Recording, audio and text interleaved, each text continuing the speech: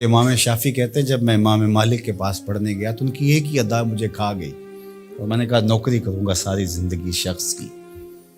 محدث جب روایت کرتے ہیں تو سند کو جب صحابی تک لے جاتے ہیں اور پھر صحابی کہتے ہیں کالا رسول اللہ صلی اللہ علیہ وسلم کہ حضور علیہ السلام نے فرمایا۔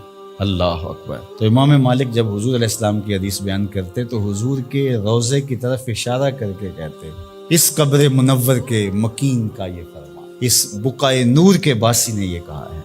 تو کہتے ہیں کہ جب اشارہ کرتے تو کیا وہ کیفیت ہوتی۔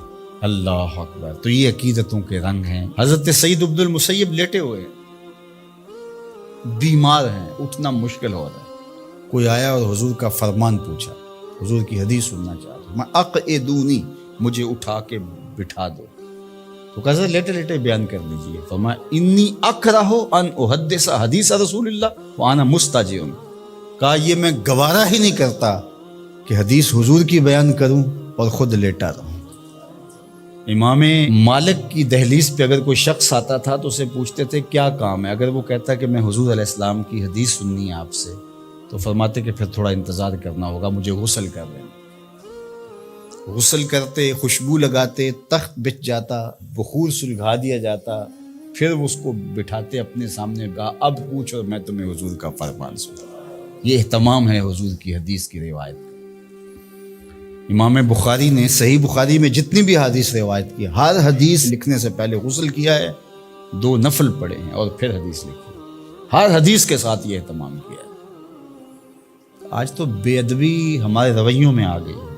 وہ ایک زمانہ تھا کہ ایک شاعر حضور کے روضہ انور پہ گیا تو پرانی مسجد نبوی کی تصویریں آج کل تو دستیاب ہیں، آپ اس کو دیکھ سکتے ہیں۔ 2 کھجوریں تھی گنبد خضرا کے ساتھ، تو اس شاعر نے 2 کھجوروں کو حضور کے روضہ انور کے سامنے کھڑے ہوئے دیکھا تو اس نے اپنے انداز سے نظم کیا کہ کب ہیں درخت گنبد شہ والا کے سامنے، مجنوں کھڑے ہیں خیمہ لیلا کے سامنے۔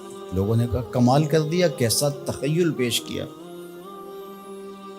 تو اگرچہ استعارتاً استعمال کیا کہ جس طرح لیلا کے خیمے کے آگے مجنوں کھڑے ہوتے ہیں، یہاں حضور کے روضے کے سامنے یہ 2 کھجور کے درخت کھڑے۔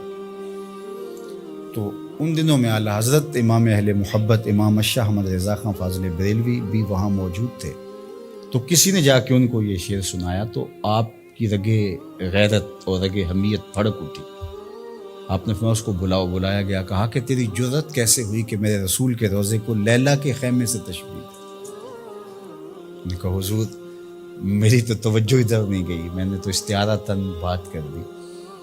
تو کہا کہ تمہارا پہلا مصرع تو ٹھیک ہے لیکن دوسرے میں اصلاح دیتا ہوں۔ اس نے کہا ارشاد تو آپ نے اصلاح دی۔ اس نے کہا تھا کب ہیں درخت گنبد شہ والا کے سامنے، مجنوں کھڑے ہیں خیمہ لیلا کے سامنے۔ تو آپ نے کہا اس کو یوں پڑھو کب ہیں درخت گنبد شہ والا کے سامنے، اور اس نے دوسرا مصرع کہا مجنوں کھڑے ہیں خیمہ لیلا کے سامنے۔ تو اعلیٰ حضرت نے فرمایا اس کو یوں پڑھو قدسی کھڑے ہیں عرش معلیٰ کے سامنے، قدسی کھڑے ہیں عرش معلیٰ کے سامنے۔